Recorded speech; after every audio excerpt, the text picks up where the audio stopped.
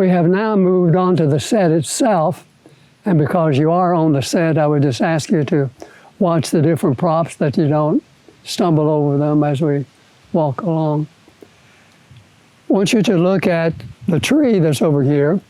This is a Russian olive tree.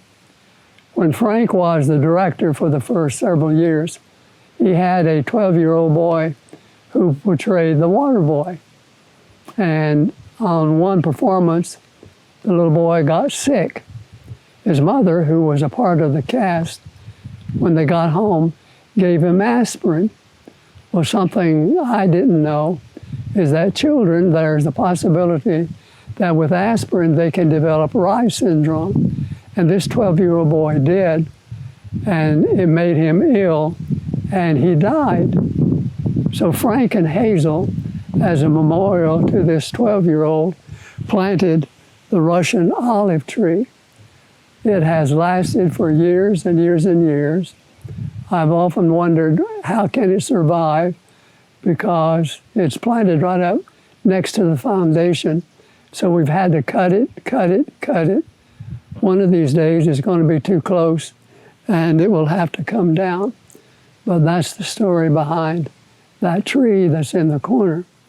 Right beside it is the little building. This is called Mother Mary's house. And the roof is flat on top, as is typical of a lot of the houses in Israel. We used to have a scene called the raising of the daughter of Jairus, and that took place on top of that.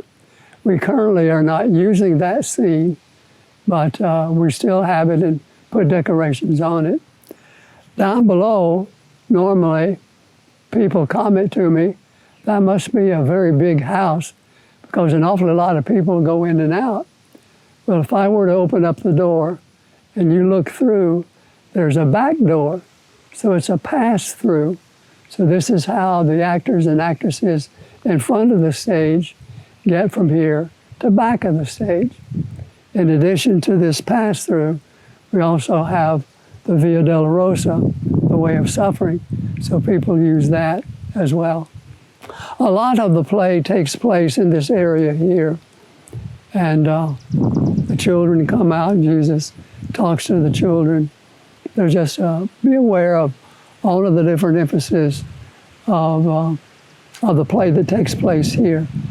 And down below we have just what is called a carpenter shop.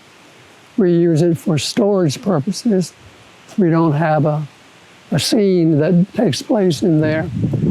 But each Friday and Saturday night, a lot of the props out here are stored in this shop. And on Saturday night, absolutely everything is removed from out front and stored in the shop. Very useful building. Let's move on.